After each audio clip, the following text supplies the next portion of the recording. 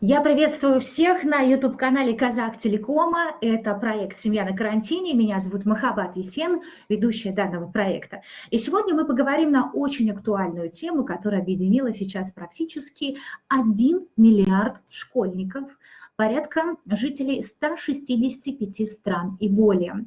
Гаджеты, жестокие мультфильмы, кибербуллинг. Кажется, проблемы современных детей крайне отличаются от тех, с которыми сталкивались их современники 70-х или 80-х годов. И если бы мы внимательнее смотрели на все эти декорации, которые окружают современного ребенка, то, разумеется, мы находили бы все больше и больше факторов, которые очень-очень на нас не похожи. Но когда мы всматриваемся глубже, мы видим, что суть этих проблем довольно часто является идентичной и упирается в тот самый вечный вопрос проблемы отцов и детей. На эту тему мы сегодня поговорим, и поговорим действительно с достойным собеседником. Сегодня у нас на связи прямиком из Москвы известный российский психолог и психотерапевт, кандидат психологических наук, гештальт-терапевт Ирина Юрьевна Млодик. Здравствуйте. Здравствуйте. Здравствуйте, уважаемая Махаббат. Здравствуйте, слушатели и зрители канала. Очень рада вас видеть. Спасибо вам большое. Сейчас мы все объединились.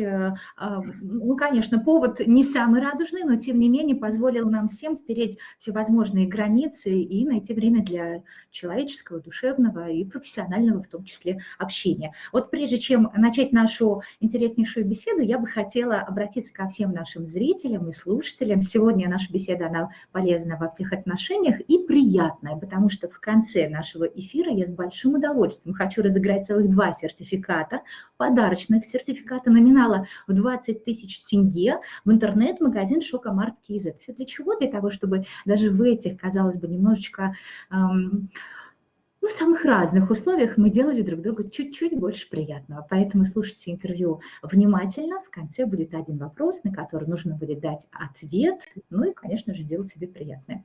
Мы также хотим поблагодарить всех тех, кто поддерживает данную инициативу. Важно отметить, что это социальный проект, он не носит никакого коммерческого характера и проводится лишь для того, чтобы будни, в которых оказались на сегодняшний день как дети, так и их родители, были очень полезными, очень чувственными и очень-очень интересными, насыщенными. Поэтому, Ирина, вот уже 5 недель казахстанцы находятся на карантине, и для многих, признаться, это стало самым настоящим испытанием. Не все были готовы. Многим родителям, и иногда даже, может быть, уже и детям, вполне удобно, когда все роли расписаны по часам. Но сейчас все границы стерлись, рабочий день в квартире или дома, он плавно перетекает в быт, где нужно все как-то правильно организовать, и как этот быт должен быть организован, чтобы было экологично, чтобы ничьи границы не нарушались, и, не дай бог, не рушилась психика, прежде всего, ребенка. Да, это правда довольно сложное время сейчас для всех, и всем трудно. И родители заперты, оказываются в таком тесном пространстве, и дети заперты. Но нам надо помнить, что наш корабль, который под названием «Семья», который плывет, да, капитаны на нем все равно родители. И они должны прежде всего заботиться о своем эмоциональном состоянии. Потому что родительский стресс или родительская тревога очень сильно влияют на детей. И прежде всего то, что мне важно сказать родителям, это делайте все, чтобы уменьшить прежде всего ваш стресс. Потому что для ребенка страшнее всего встреча с неадекватным родителем. То есть как только вы почувствовали, что вы входите в зону неадеквата, не знаю, вы в аффекте, или вы, не знаю, хотите страшно выпить, или всех побить и так далее, вам срочно нужно сделать прежде всего что-то с самим собой. Потому что окей, развитие детей важно, это действительно, мы обязательно сейчас про это поговорим, но прежде всего заботьтесь о своем состоянии, потому что вы опора сейчас для своих детей. Они во многом опираются, их эмоции, их состояние будет опираться на то, как вы себя чувствуете. Поэтому прежде всего позаботьтесь о себе. Про детей я сейчас обязательно расскажу. Спасибо большое. Ну, это, так скажем так, затравка нашей беседы. Более того, конечно, детство– это очень интересный период жизни каждого человека. Если даже его переосмысливать и во взрослом периоде, то всегда найдется, что, как говорится, посмаковать. Мне сегодня хотелось бы немножечко нашу беседу все-таки в более, скажем так, конкретный коридор обсуждения ввести. Почему? Потому что детство, оно большое такое, да, и в каждом периоде много любопытных факторов. Если вы позволите, мы сегодня рассмотрим именно возрастной ценз от рождения до 7 лет, потому что сейчас современные дети и Казахстана, и всего мира именно в этой возрастной категории столкнулись с тем, что они не могут выйти на улицу и получить какое-то развитие, они не могут до конца получать те знания, которые даются в начальной школе, первом, во втором классе, вот именно в этом возрасте, посредством дистанционного обучения, и это определенный стресс. Более того, в Казахстане очень поощряется большая семья, поэтому нередки случаи, когда в одной семье таких погодок может быть 4 ребенка, к примеру, и чаще всего за ним наблюдает только мама. Вот можем ли мы вот вкупе, объединяя все эти достаточно чувствительные темы, может быть, как-то рекомендовать вот в этих карантинных условиях, как себя вести родителям, когда у тебя маленькие дети, ты в 4 стенах, у тебя не всегда большая площадь, у тебя не всегда есть помощь, но надо одного растить, второго кормить, третьего еще образовывать. Да, и я сейчас как раз хочу остановиться на особенностях возрастных, для того, чтобы вы понимали, что важно, что не важно для детей определенного возраста. И начну я с самых маленьких, с нуля, с рождения до 6 месяцев. Что важно для ребенка в этом возрасте? Для него в этом возрасте главным образом нужна мать, адекватная, опять же, мать, потому что психика ребенка только формируется, у него по сути еще пока нет собственной психики, его задача ее сформировать. Психика ребенка в этом возрасте формируется через психику матери. Есть в психологии такое понятие контейнирование, да, это то, когда с ребенком что-то происходит, мать это может положить в свою психику, например, у ребенка заболел животик, ему больно, младенец не понимает, что с ним происходит, у него нет еще понятия к словам «боль», «мне страшно», он заполнен хаосом. И что делает мать? Она ему говорит: у тебя болит животик, мы сейчас позовем доктора, он решит, что с тобой, мы дадим тебе таблетки, тебе станет легче.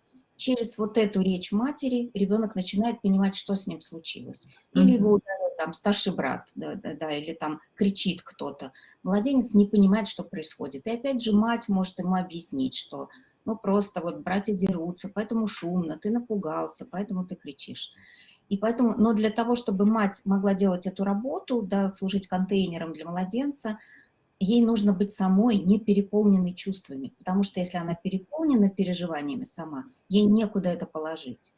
И тогда основная функция близких и то, что мать может сделать, и то, что, чем может помочь ей муж или ее какие-то близкие, это помогать ей разгружаться, помогать ее поддерживать эмоционально, помогать ей вот эту эмоцию проживать, для того, чтобы у нее оставался контейнер, куда она могла бы положить вот эти младенческие переживания. Ну, естественно, второй фактор, который нужен младенцу в этом возрасте, это кормление. Да? Для того, чтобы у матери было молоко, ей опять же нужно хорошо эмоционально себя чувствовать. Поскольку сейчас ситуация тревожная, ну и в том числе женщины, матери, они находятся в большом переживании, волнении, то, соответственно, от мужчин, от, может быть, людей старших нужно успокаивать молодую мать, нужно помогать ей как-то переварить эту тревогу для того, чтобы она могла быть хорошим контейнером для младенца. С 6 месяцев до года это возраст, когда ребенок начинает осваивать свое тело, у него продолжает формироваться психика, он начинает больше двигаться, он начинает переворачивать, садиться, ползти и так далее. И в зависимости от того, как вот он осваивает вот свои физические возможности, от этого и развивается его психика. Потому что с 0 до 5 лет основная ведущая функция психическая у детей – это восприятие. То есть ребенок все тащит в рот, он все щупает, трогает, реагирует на звуки. Он начинает осваивать этот мир через функцию восприятия. И чем лучше, быстрее он начинает там переворачиваться, садиться, тем больше мир открывается перед ним. И поэтому в этом возрасте все-таки обычно там мамам рекомендуют массажи самые разные для детей, помогать как бы им преодолевать усилия для того, чтобы ребенок физически развивался, и физическое развитие поможет и его психическому развитию в этом возрасте. Поэтому мы можем предложить ему активно исследовать мир, да, больше двигаться и, собственно, по-прежнему продолжать его контейнировать, продолжать с ним эмоционально откликаться. И этого будет, в общем, достаточно для его развития.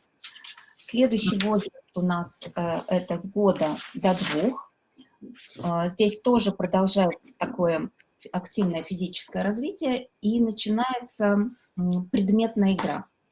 То есть, если вы видели таких малышей, вы видели, конечно, таких малышей, что они делают. Им интересны все предметы, все, что стучит, гремит. Они пытаются выкладывать, вкладывать маленькое в большое, выкладывать. В общем, им интересны любые предметы, и даже предметы из взрослого мира. То есть игрушки, погремушки, им может быть уже быть не так интересно. И, конечно, у них достаточно активно начинает развиваться речь. И здесь ну, наша задача эмоционально, опять же, общаться с ребенком, говорить с ним.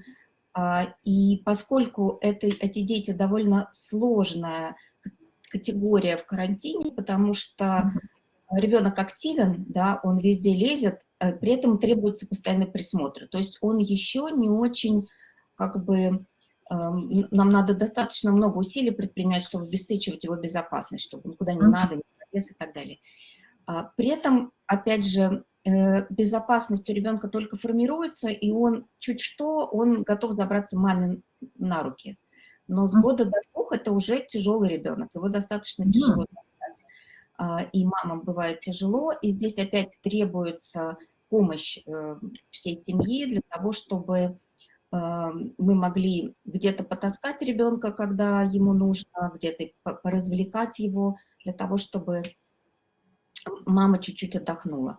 И еще этот возраст, года до 2, формирование границ, когда мы начинаем все больше ребенку говорить: нельзя, вот это горячо, здесь не лезь, с окна слезь и так далее. Да? Вот эти границы, без установления этих границ ребенок не будет развиваться адекватно. И здесь в установлении границ уже все больше возникает психическая роль отца. Это отец должен делать, все больше говорить ребенку: стоп, не делай этого и так далее.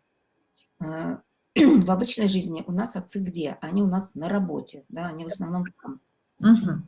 Это приходится делать матери. Да, на матери двойная функция. Она вроде и любит, и заботится, да, и она обслуживает. И при этом ей еще и надо говорить: стоп, не делай это и все такое. Сейчас отцы дома в основном тоже находятся в изоляции, не все, но некоторые, и они могут помочь своим женам, но больше такому ребенку ставить границы, обучать его, что можно, что нельзя, поскольку ребенок еще физически пробует везде залезать, слезать, он физически становится более активен, такой воодушевлен, то здесь опять задача папы учить ребенка это делать безопасным образом, научить безопасно слезать с дивана, безопасно забираться на лесенку, безопасно прыгать там откуда-нибудь и так далее. Потому что это во многом функция отца, научить чему-то ребенка, ну и из года до 2 учить нужно в основном вот этой физической ловкости для того, чтобы он научился управлять своим телом. Это ему в жизни очень поможет. С 2 до 3 лет это тоже довольно сложный возраст для сидения в карантине, потому что это возраст формирования воли, противоволи. Вы, может быть, даже слышали такое понятие, как кризис 3 лет. Конечно. Родители слышали и знают, насколько это очень тяжелое время для родителей и вообще для всей семьи, потому что что такое формирование противоволи? Ребенок пытается сформировать свою волю через протест. То есть даже тогда, когда он хочет чего-то, ну, например, мы говорим: иди кушать. Он говорит: нет, не пойду, хотя он хочет кушать, но он все равно, даже вопреки своему желанию, будет говорить: нет, не пойду, я не хочу кушать, хотя хотел. То есть для него вот это проявление воли становится важнее даже, чем та потребность, которая им овладевает. Мгм. И здесь для родителей в чем сложность? Потому что нам нужно пройти по такому сложному, знаете, краю, где, с одной стороны, все-таки настаивать иногда на своем и говорить: нет, вот сейчас семейные правила, сейчас ужин или сейчас пора спать и так далее. Мы обязаны это делать. А с другой Мгм. стороны, временами дать возможность ребенку настоять на своем, да, для того, чтобы его все-таки воля как-то формировалась, чтобы мы ее не загасили со временем, Мгм. ну, совсем. А, Вот возраст еще 2-3 лет сложный довольно-таки для братьев-сестер, для сиблингов, да, братья-сестры называются сиблингами в психологии. И что начинает в это время происходить? Ребенок также начинает тестировать свою волю и свои границы на братьях и сестрах. Мгм. Он начинает активно нарушать границы, как правило, старших детей. Начинает везде лезть, ему все интересно. Иногда из вредности, иногда просто из интереса, иногда из желания просто дружить со старшими детьми. Здесь Мгм. очень частая ошибка родителей какая? Они начинают больше требовать от старших детей, Мгм. чем заступаться за них. Они говорят: ну отдай ему эту игрушку, он что, тебе жалко, что ли, он маленький, он вопит вообще, кричит, перестань, вот давай иди, помоги нам, да, Мгм. отдай все, что он требует. И тактически вроде это срабатывает, потому что, ну, этот младший 2-3-летка отдает ему, вернее, он получает то, что он хочет, да, но старший ребенок в это время, с ним что происходит? Он Обида, обижен. наверно, возникает. Да, он обижен, он зол, в ярости, потому что его границы нарушены, его вещи взяты и так далее. И тогда у него возникает какая идея? Что надо этим родителям показать, что младший плохой, что его не надо любить, не надо идти у него на поводу, да, ну, потому что справедливость на его стороне. И Мгм. начинается ситуация вот этих подстав, каких-то конфликтов, ссор между старшими и младшими детьми. Вот чтобы этого не происходило, нам нужно, наоборот, младших детей, вот этих 2-3 леток, учить тому, что это вещи старшего ребенка. Да, ты не имеешь права его трогать. Если старший тебе не даст поиграть или попользоваться этим, ты не имеешь это право брать. И тогда у нас чуть больше работы, потому что нам надо его отвлечь, нам надо утешить его вопли, его крики, да, потому что ему обидно тоже, да, и так далее. Но это наша родительская работа. И тактически это сложно, да, потому что нам надо вот сейчас в это вмешаться, да, но стратегически это лучше, потому что старшие дети понимают, что мы будем на их стороне, что мы защитим их границы, их собственность, и они начинают быть добрее к младшим, и иногда сами с ними делиться, и конфликтность становится гораздо меньше. Поэтому здесь нам надо не забывать, что, ну, не всю работу мы можем переложить на старших детей. Какую-то работу нам нужно делать все-таки, будучи родителями, и делать это самим. И нам надо понимать, что в этом возрасте ребенок, конечно, 2-3-летка, довольно активен, и ему нужно много занятий, и самое главное, он очень хочет присоединиться к всеобщим делам. И он Мгм. иногда пытается мыть посуду, хотя он там толком не умеет, иногда Мгм. пытается делать, подражать взрослым, да, хотя не очень может. Но на самом деле скорее полезно ему что-то давать пробовать, учить его что-то делать, потому что чуть-чуть вы пропустите этот возраст, там, ну вот еще там, лет до 4, где-то, ну, максимум до 5, а потом вы его уже не заставите ни мыть посуду, ни убираться, ему все это уже будет страшно неинтересно и так далее. Ну, поэтому вовлекайте детей в какие-то ваши домашние дела, в приготовление чего-то, как-то дайте ему кастрюли, дайте ему немножко теста, пусть что-то лепит, пусть гремит, грохочет, но чему-то как бы учится, да.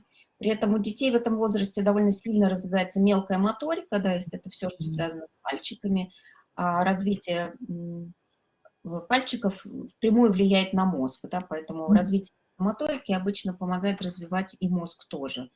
И поэтому уже начиная вот как раз с 3-5 лет мы даем ребенку, можем давать мелкие разные вещички, но следим, конечно, чтобы он их не проглатывал. Это и фасоль можно перемешать с горохом и давать им раскладывать это, или какую-то цветную крупу раскладывать.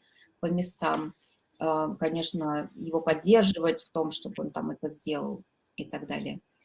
И вот это или какой-то маленький лего, или какие-то маленькие предметы, но еще раз повторю, это должно быть под присмотром, но тем не менее это сильно детей развивает. С 3 до 5 лет довольно активно развивается воображение, то есть психическая функция сменяется с восприятия на воображение. И дети по-другому немножко начинают играть, они начинают как бы не просто манипулировать предметами, они начинают какой-то образ, да, помещать в предмет. И тогда простая палочка уже может стать и градусником, и самолетом, и волшебной палочкой, и, в общем, каким угодно образом. И если вы вспомните, то дети в этом возрасте, ну, из стула могут сделать самолет, из накинутой какой-то просто покрывала могут сделать убежище, все что угодно. Наша задача им не мешать и, ну, опять же, следить за безопасностью. Скорее поощрять вот эту игру с образами, читать сказки, обсуждать сказки.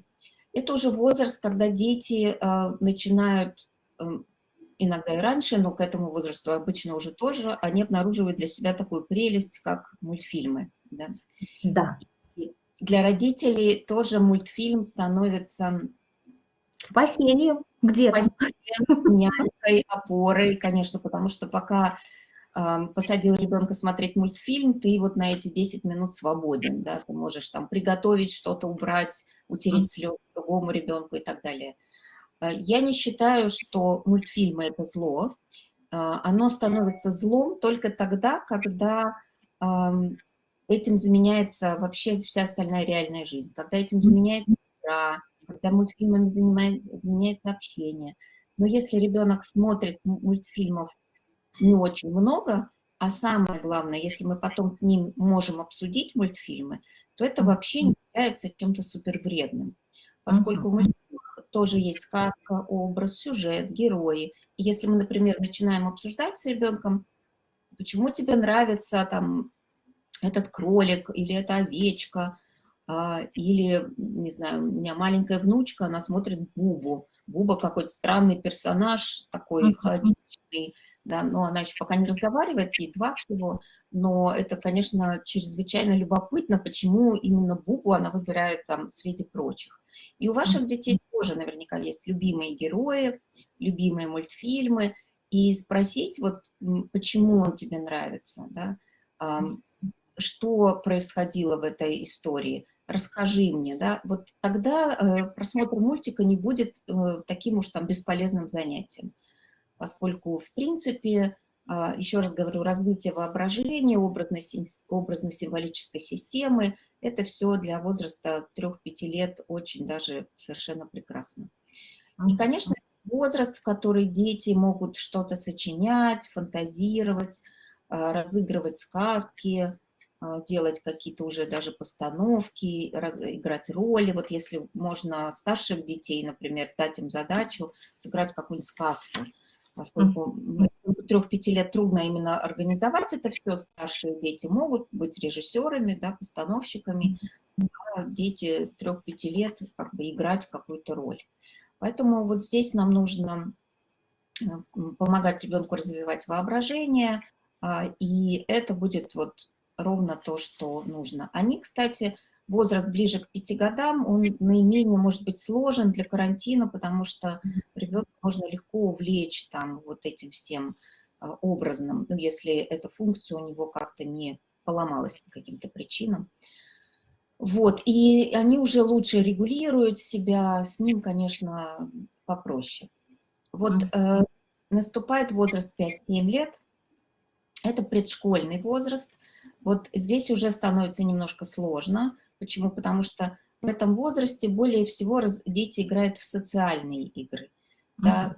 Они уже играют во что там, в магазин, там, я не знаю, в больницу, ну, то есть, или иногда дочки матери, ну, то есть какие-то уже в реальные взрослые роли. И для этого, как обычно, уже нужна, конечно, компания, причем желательно компания сверстников.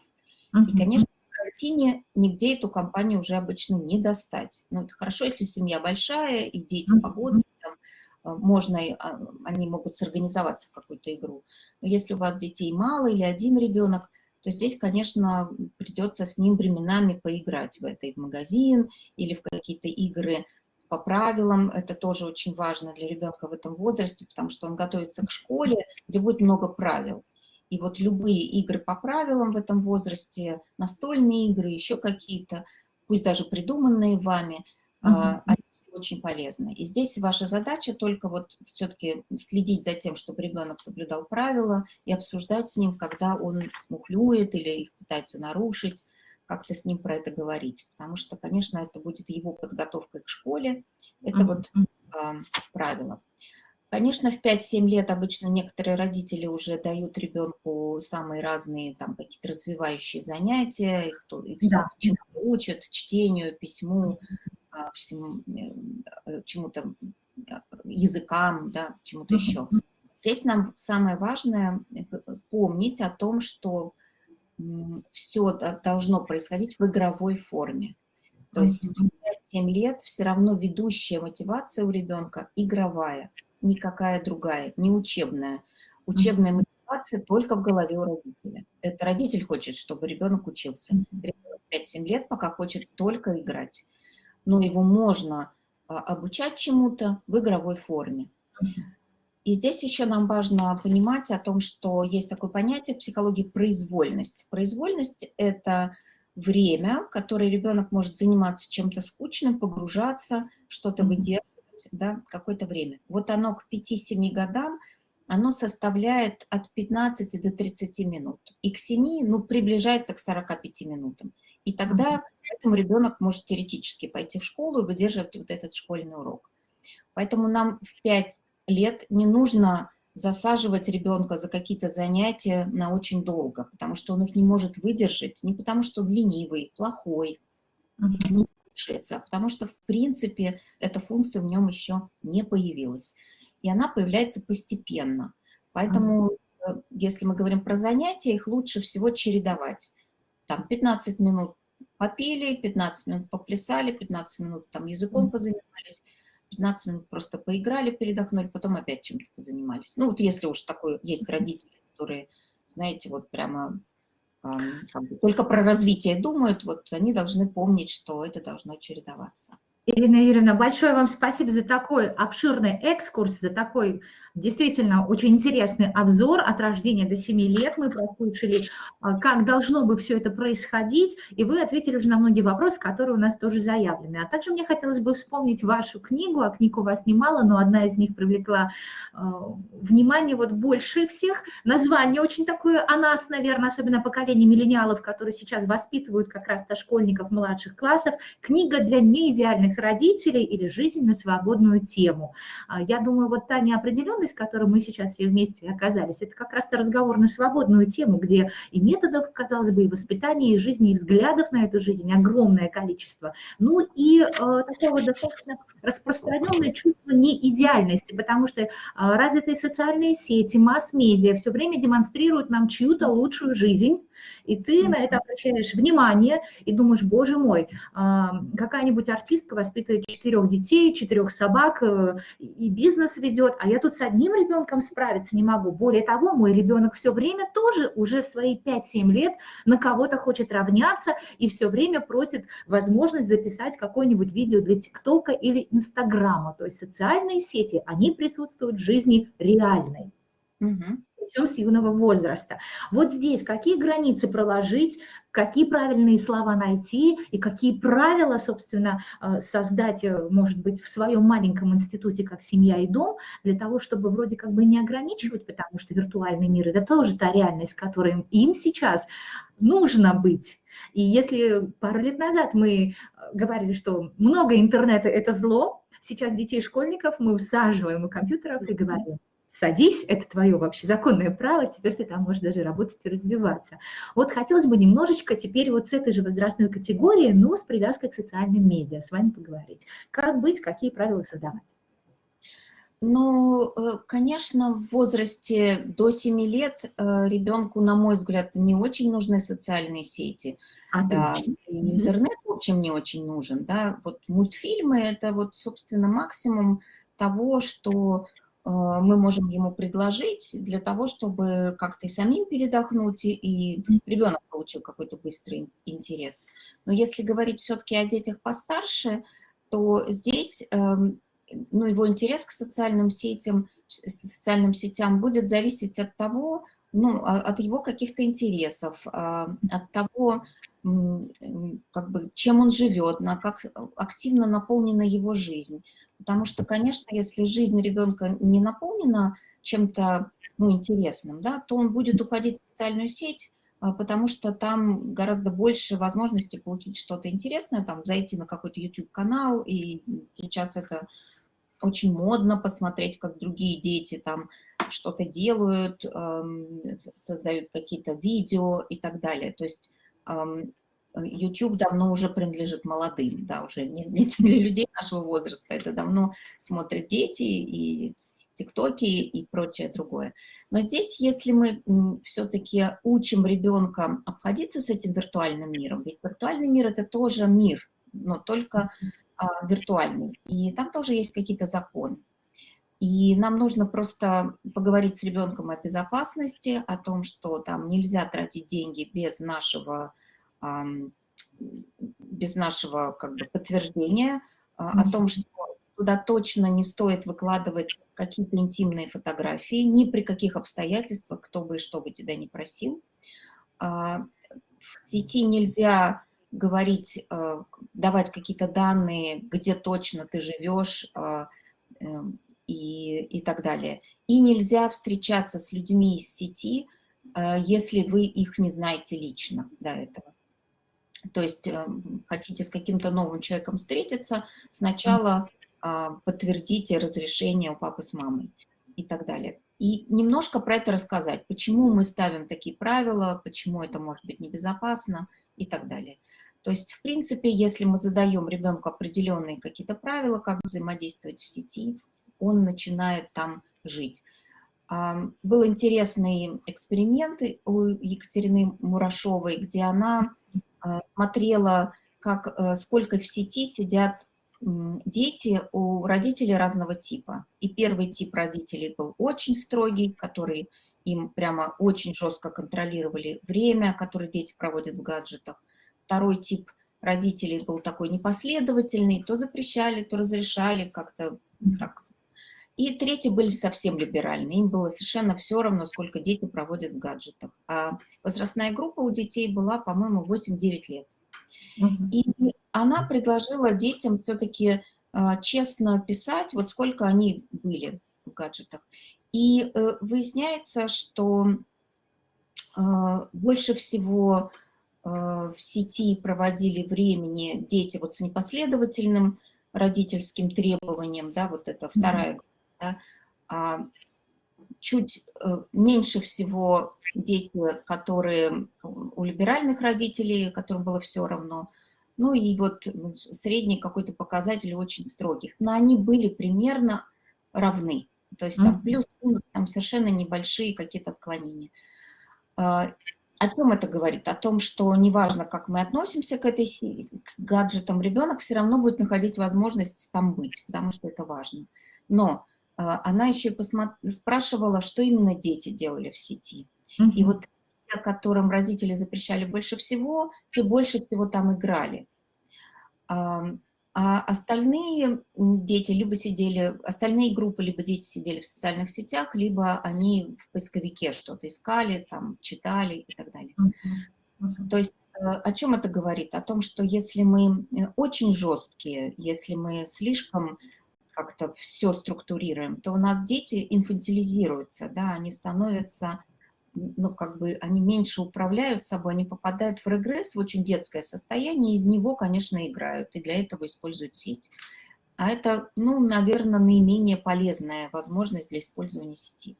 Потому что если дети находятся в соцсетях, и они там с кем-то общаются, что-то размещают в своих страничках, это, в принципе, общение. Ну да, виртуальное, но тем не менее. Вот, наверное, виртуальная игра — это не очень полезная история. Игры все-таки лучше должны быть живыми, предметными или физическими, чем виртуальными.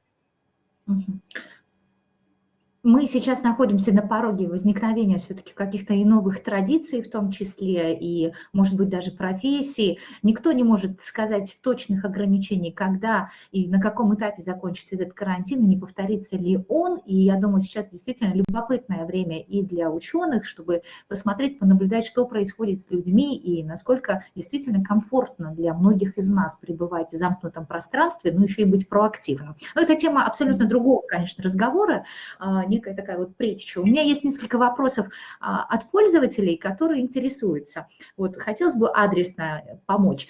Что делать, если ребенок стесняется выступать перед классом у доски в режиме офлайн, да? Как перебороть этот детский страх, но все время порывается в свои 7 лет снять что-нибудь для ТикТока и лайка. Вот уже эту тему социальных сетей закроем. Но здесь мы видим, это два разных человека, по всей видимости. Ну, вы знаете, ведь когда ребенок пытается что-то снять, он пока не в контакте со зрителем, с теми, кто будет это смотреть. И если ребенок много пытается снимать каких-то видео, наша задача не препятствовать ему, а скорее научить его делать это видео хорошо и качественно, и спросить, а что именно ты хочешь этим видео показать, что, кто ты хоть думаешь, что тебя будет смотреть, какой месседж, посыл твоего видео, да, но чтобы ребенок научился делать это наиболее осознанно, ну, мало ли, действительно, может, это станет его профессией, как вы правильно сейчас говорите, жизнь такая, вот мы, все у нас туда пока сдвинулось в онлайн, пусть он уж лучше научится делать это качественно и думать, что я именно этим хочу сказать. Но когда мы говорим о выступлении перед живым классом, то ребенок может видеть живую реакцию одноклассников и бояться ее по каким-то причинам. Может быть, там под этим стоит какая-то психотравма, ну, например, высмеивание его детским коллективом, может быть, в саду когда-то это было, может, кто-то из сиблингов, братьев, сестер как-то смеялся над ребенком, высмеивал его, и тогда ему становится сложно, да. И скорее можно попробовать разобраться с детским психологом, подумать про это, в чем же там затык, почему так сложно перед вот живой публикой выступать такому ребенку. Но, в принципе, этот ребенок хочет быть видимым, он хочет, чтобы его видели, да, поэтому он и снимает эти видео, наверное, он хочет как-то взаимодействовать со своей публикой, поэтому ему здесь нужно немножко помочь. Спасибо большое. На самом деле, видимо, мы с вами затронули достаточно чувствительную тему, потому что огромное количество вопросов приходит сейчас именно на эту тему. Вот как отучить ребенка есть с гаджетом? Вот один из вопросов от Симбад. Катерина интересуется. Здравствуйте, подскажите, пожалуйста, вот как быть с тем, что ребенок еще и ленится, плюс ко всему? А мальчику 12 лет ничего не интересует, кроме игр на гаджетах, как помочь стать социальней, тренировать его волю, жить в состоянии здесь и сейчас. Я предлагаю объединить эти три вопроса, потому что фигурируют и гаджеты, и лень, и вообще мотивация что-то делать. Ну, хотя 12 лет – это такой возраст, это уже немножко другая, конечно, песня про гормоны, но тем не менее. Да, это все три темы огромные на, не знаю, наверное, какие-то часовые обсуждения. Но если кратко попробую сказать, то первое, я вообще не верю, конечно, в существование лени, потому что на самом деле ее нет, есть всего лишь действительно упавшая мотивация. Она бывает у ребенка упала от того, что она заменена родительской мотивацией. Например, родитель такого ребенка много хочет, причем хочет от ребенка. Он может в своей жизни, может быть, даже и чего-то там не добился, чего хотел, но от ребенка хочет этого очень сильно. И тогда ребенок сопротивляется вот этой внешней мотивации родителя, и он не успевает выработать свою собственную. Но поскольку надо время чем-то занять, он занимает его виртуально. Еще почему может быть лень, да? Это сопротивление ребенка тоже на какое-то давление или на ожидание от него. То есть мы очень часто, как родители, видим какую-то свою картинку про ребенка. Мы хотим его видеть каким-то человеком, но совсем не тем, каким он является на самом деле. И тогда родитель начинает давить или ждать, или требовать даже, чтобы ребенок именно этим занимался, именно это делал, да? И это, опять же, мешает формированию вот этой какому-то собственной мотивации, собственных желаний. И все, что ребенок делает, он просто сопротивляется родительскому давлению. А выглядит это как пассивная жизнь, вот какой-то уход такой, отстаньте все от меня, апатия, да. И опять же, ребенок в этой апатии куда идет? Он идет за компьютер. Поэтому здесь, как правило, если разбираться в такой семейной системе, и у ребенка уже формируется довольно сильная гаджетная зависимость, то мы, психологи, знаем, что зависимость, любую зависимость алкогольную от гаджета, еще какую-то, всегда лечится вся семья, потому что это никогда не проблема вот этого одного человека, это проблема всей семьи. И, собственно, если у мамы такая есть проблема, ей придется тогда разбираться в этом и с собой тоже, да, потому что в том числе что-то они делают, но в частности замещают внутренний контроль ребенка, да, и его внутренний мотив своим собственным, да, им настолько трудно выдержать там и видеть, как ребенок там, как им кажется, ничего не делает, да, что они его волей-неволей начинают там подталкивать, что-то от него ждать, а это рождает только сопротивление, потому что наша психика, она всегда борется за сохранение идентичности, за то, чтобы я был собой. Ну и тогда у ребенка на это уходят все силы, он просто очень сильно сопротивляется. Поэтому в лени может быть очень много процессов, да, которые выглядят как лень, это в быту мы это так называем, а по факту это может быть и заниженная самооценка, и потерянная вера в себя, и астения просто как бы на основе физиологических каких-то вещей, и депрессия детская. В общем, очень, очень много чего может лежать под этим. Но, конечно, родителю проще назвать это ленью и продолжать осуждать ребенка за лень, чем иногда трудно родителю разобраться в том, что же за этим стоит. Но за этим всегда что-то стоит, я вас уверяю. Я более скажу, некоторые родители прям такие и папу подключают, а папа что любит сделать? Иногда наказать. Как вы Да. относитесь к наказаниям вообще? Входит ли это в инструментал тех самых событий, которые должны дома происходить в качестве воспитательных мер?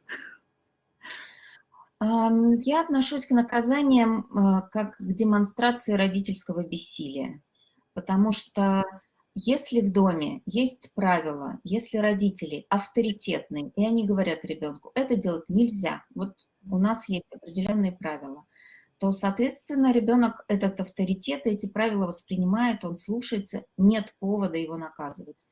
Но если по каким-то причинам или правила не установлены, или они не твердо, не как бы всеми членами семьи не поддерживаются, или авторитета нет, то ребенок, естественно, эти границы проверяет, и правила нарушает, или родителя не слушает. Но если ребенок не слушает родителя, я вас уверяю, это проблема не ребенка, это проблема родителя. Как бы неприятно сейчас вам не было это слышать.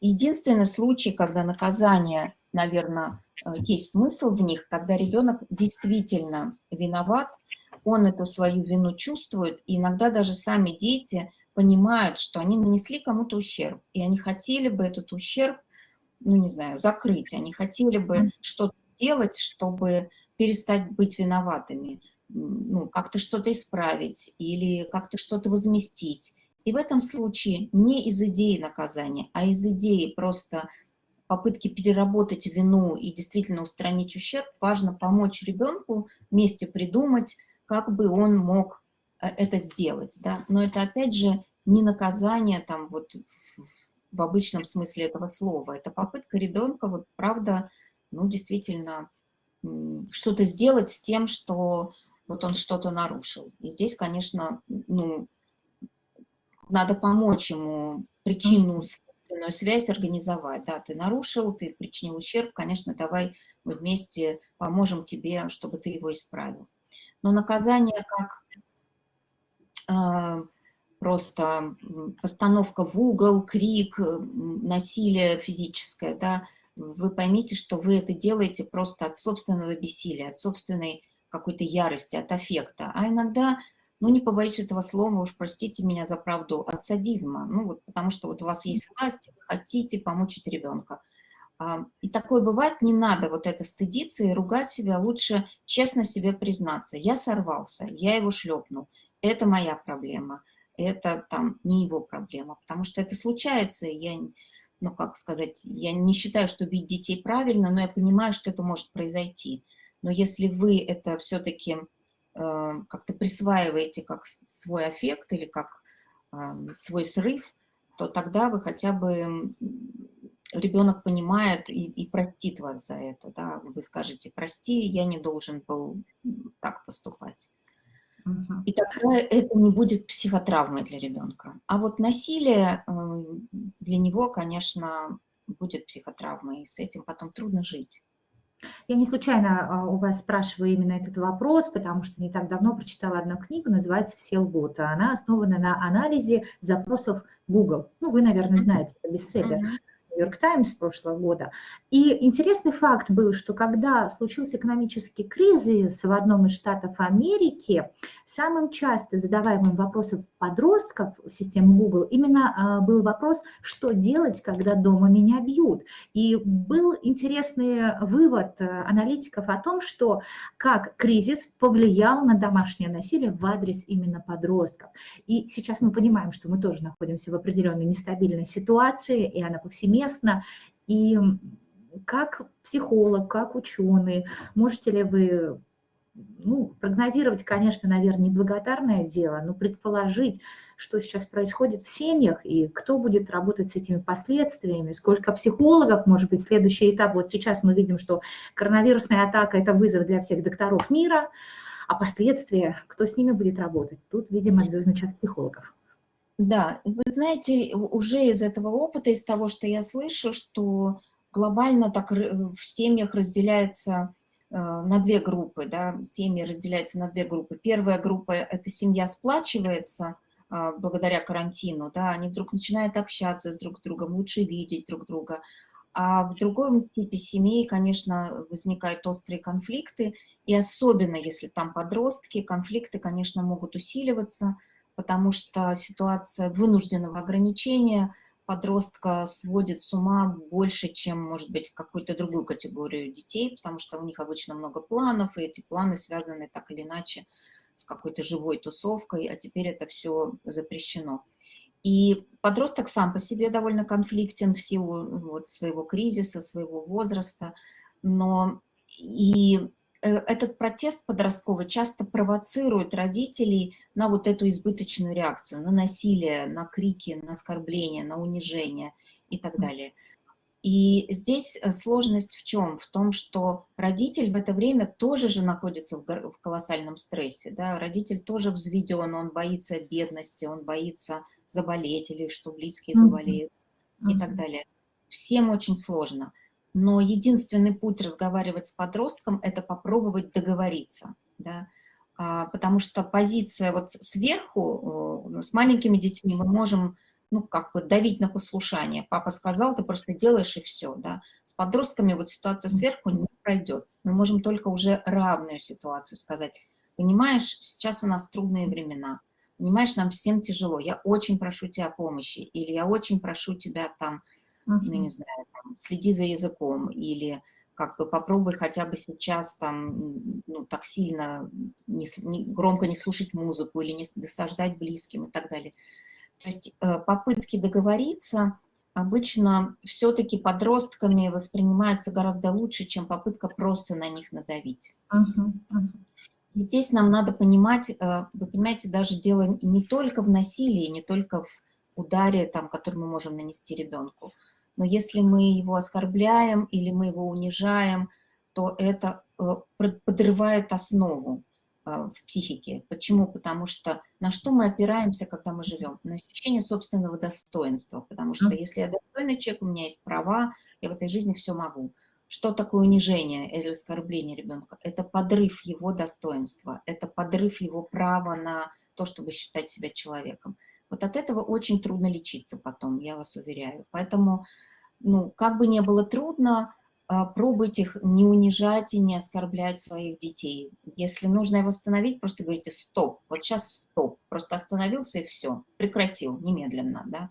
Вместо криков там «как ты можешь», «как ты Мгм. смеешь так общаться с бабушкой, да, просто стоп. Потому что стоп – это никого не унижает, да, это вы просто своей родительской властью останавливаете и говорите, так не пройдет, вот хамить нам нельзя.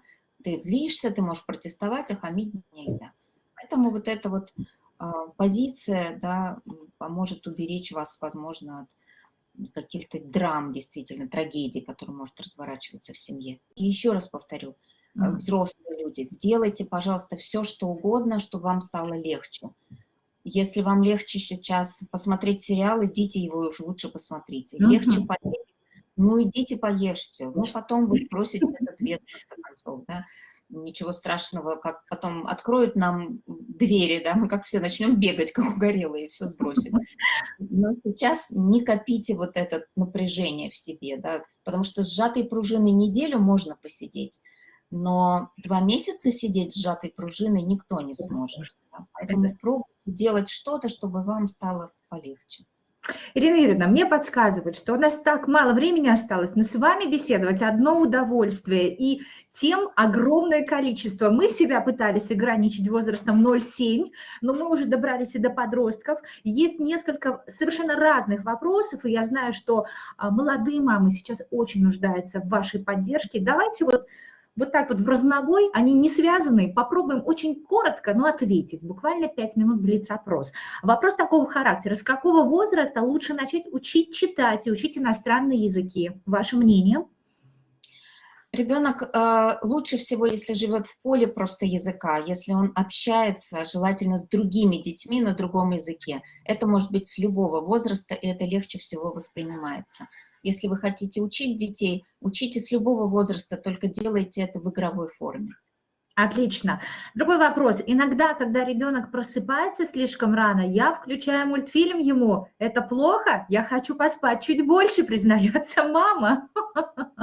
Это, конечно, потому что мама, которая выспалась, гораздо лучше, чем мама Мегера. Поэтому, если вы понимаете, что вы вместо мультика будете Мегерой, лучше будьте доброй мамой, и это не так страшно. Классно, спасибо. Айнаш Балапанова пишет: дочке скоро 6 лет, быстро теряет ко всему интерес к учебе, кружкам, особенно когда делают замечания. Чем можно занять и заинтересовать ребенка в таком возрасте? Очень любит конструкторы. Ну, мама дает ответ, мне кажется, сама.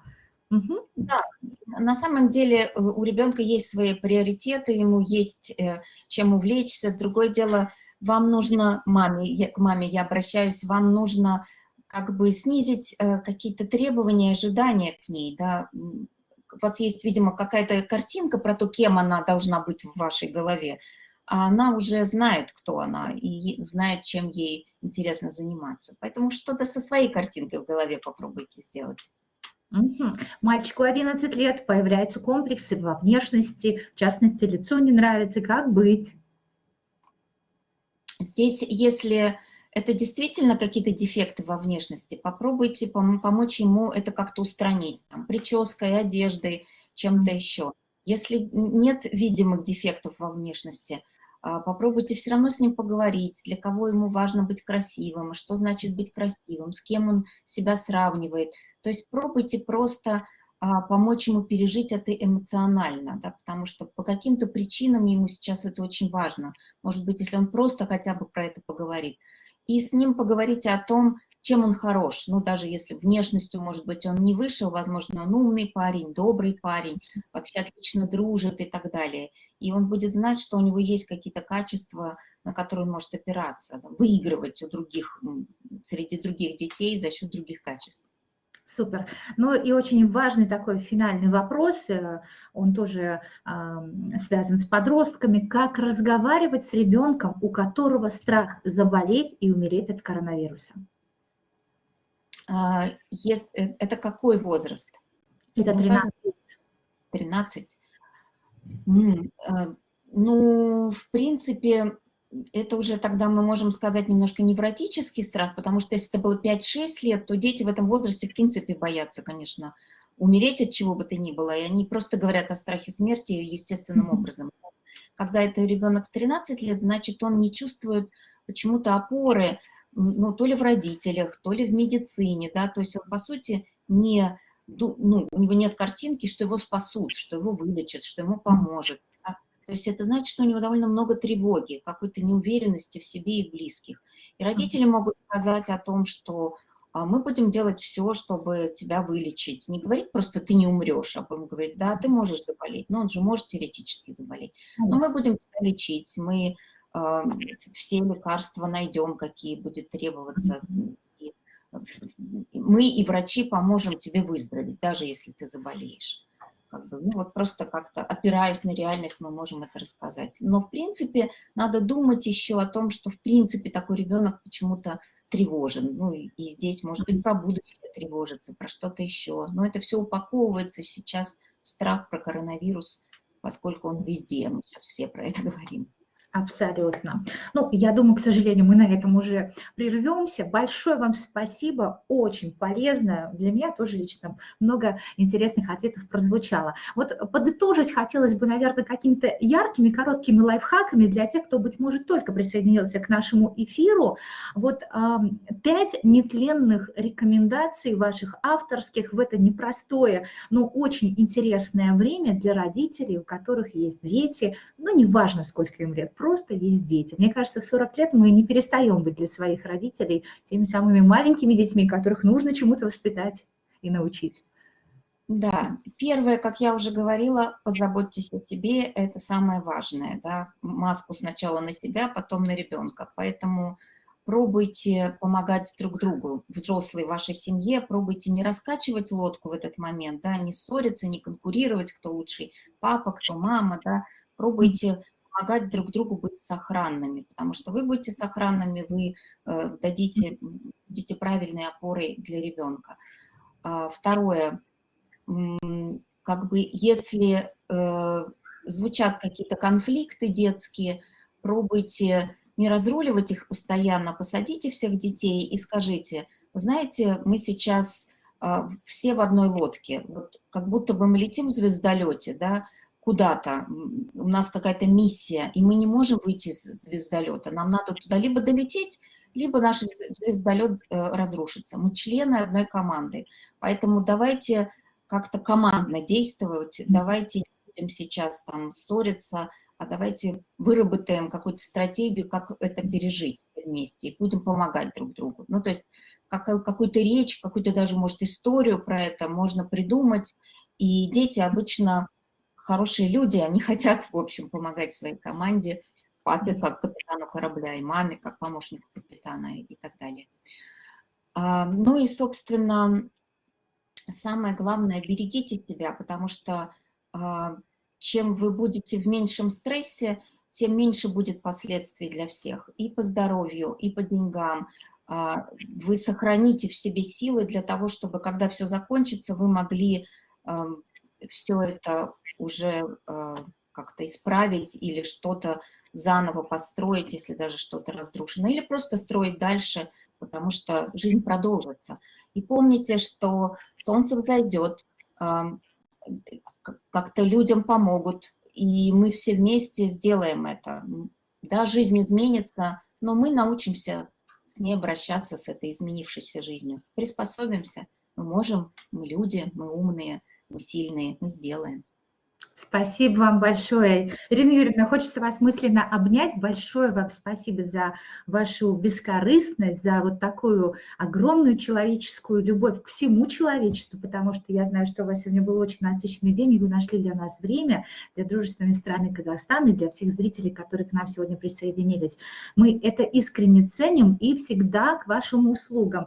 Также мне хотелось бы сказать, что для наших зрителей мы подготовили маленький сюрприз, о котором я говорила в начале нашего эфира. Друзья, сегодня мы разыгрываем целых 2 сертификата номиналом по 20 тысяч тенге. Что для этого нужно сделать? Ну, конечно, самые везучие, кто выиграет, они смогут отовариться в магазине chukamar.kz. Для этого нужно ответить на один простой вопрос. Как же называется самая популярная книга авторства Ирины Млодик? Нужно просто написать полное название этой книги под данным видео, а результаты мы оповестим вас о них 19 апреля на инстаграм-странице telecom.kz. Более того, конечно же, кто сделает это быстрее всех, первее всех, ну уж простите, вы победили.